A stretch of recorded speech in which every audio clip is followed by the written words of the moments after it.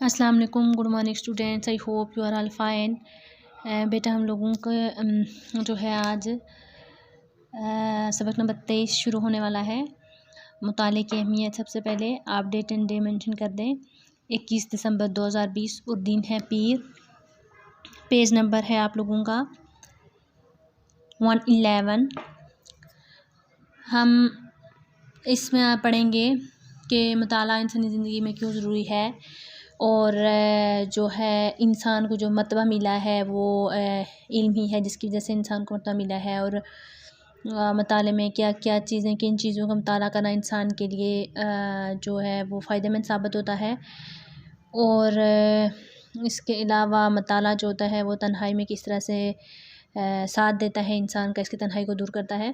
तो ये सब चीज़ें हम आज पढ़ेंगे इस चैप्टर में। हम रीडिंग स्टार्ट करते हैं। बिस्मिल्लाहिर्रहमानिर्रहीम। रुतबे के लिहाज से इंसान तमाम मखलूक़ात से अफसल है। इसे ये बुज़ुर्गी और अज़मत इल्म की बदौलत हासिल हुई है। लेकिन कोई इंसान उस वक्त तक इल्म से बहरावर नहीं हो सकता। बहरावर का मतलब होता है इल्म से फ़ायदा उठाना, ठीक है। यानी उस वक्त तक इल्म से नहीं फ़ायदा उठा सकता जब तक वो मुताले को अपनी आदत ना बना ले। मुताला एक जामे और वसी लफ्ज़ है। जामे होता है मुकम्मल या हमागीर, जिसमें किताबों, अखबारों, रसालों और फितरत का मुताला शामिल है।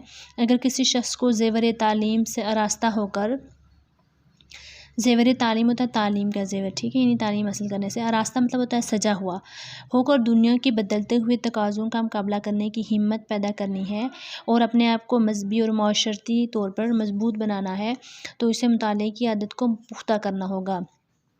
दुनिया में जितने उलमा, मुसन्नफ़ीन, मुसन्नफ़ होता है जो लिखने वाला होता है, ठीक है, राइटर जिसको कहते हैं, और मुसले गुज़रे हैं, साले लोग, नेक लोग, ठीक है, इनकी किताबें हमारा कीमती असासा हैं, क्योंकि वो अपनी उम्र भर की तहकीकात और तजर्बात का निचोड़ अपनी किताबों में आइंदा नस्लों के लिए छोड़ गए हैं। मुताले से ये फ़ायदा भी हासिल होता है कि एक पढ़ा लिखा इंसान घर बैठे इन किताबों से इस्तिफ़ादा करके, इस्तिफ़ादा का मतलब होता है फ़ायदा उठाना, ठीक है, इस्तिफ़ादा करके अपने मसाइल का हल तलाश कर सकता है। अच्छी किताब एक सच्चे दोस्त की तरह है जो इंसान को कभी गुमराह नहीं होने देती। गुमराह का मतलब होता है रास्ता भूल जाना, ये रास्ता भटक जाना, ठीक है। किताबों का मुताला एक ऐसा अमल है जिससे इंसान की सलाहियतों में निखार पैदा होता है। किताबों में हिकमत की मोती तलाश करना, हिकमत होता है दानाई, ठीक है, हिकमत की मोती तलाश करना, अहले इल्म के पाकीज़ा ख़यालात से वाकिफ़ होना सबसे बड़ी खुशकिस्मती है। हमारे प्यारे नबी हज़रत मोहम्मद सल्लल्लाहु अलैहि वसल्लम ने फरमाया, आलम के कलम की रोशनाई शहीद के खून से अफसल है। यानी जो आलम के कलम की जो स्याही होती है और शहीद का जो खून है उससे आला होती है, यानी ठीक है, शहीद के खून से बेहतर जो है वो आलम के कलम की स्याही होती है।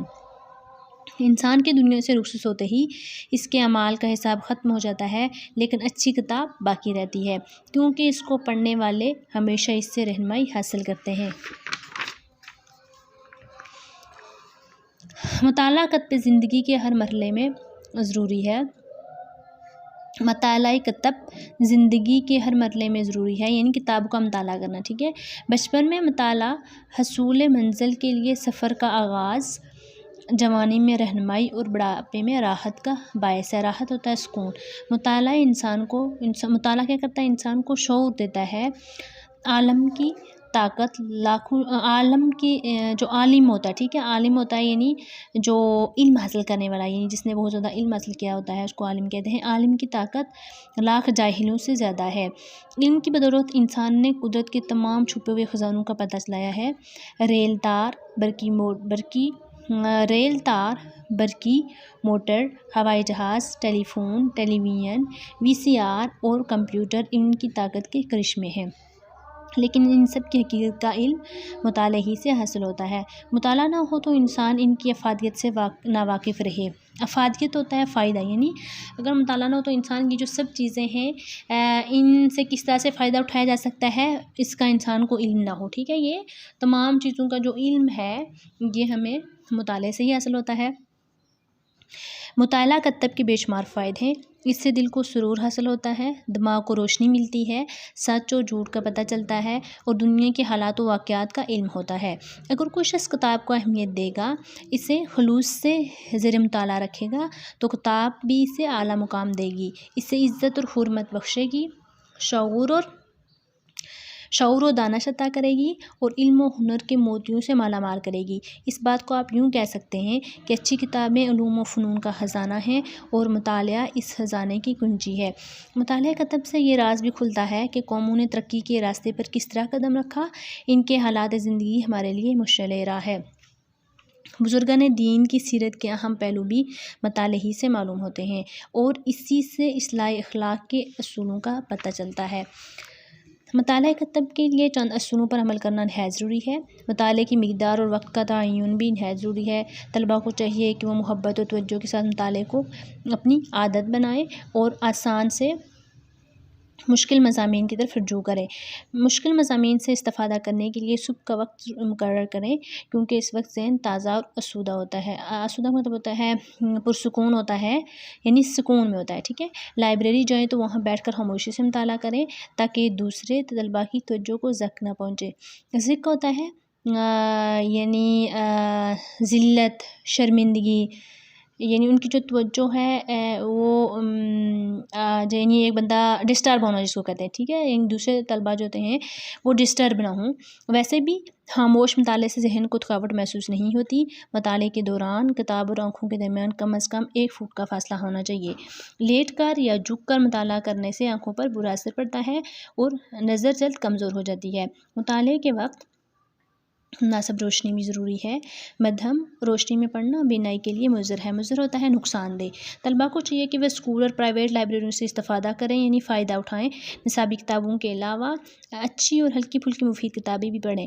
پڑھائی کے لیے باقاعدہ ٹائم ٹیبل بنائیں تاکہ ابتدا ہی سے ان کا ذہن زرخیز ہو جائے اور وہ بڑے ہو کر ملک و قوم کے اچھے شہری بن سکیں۔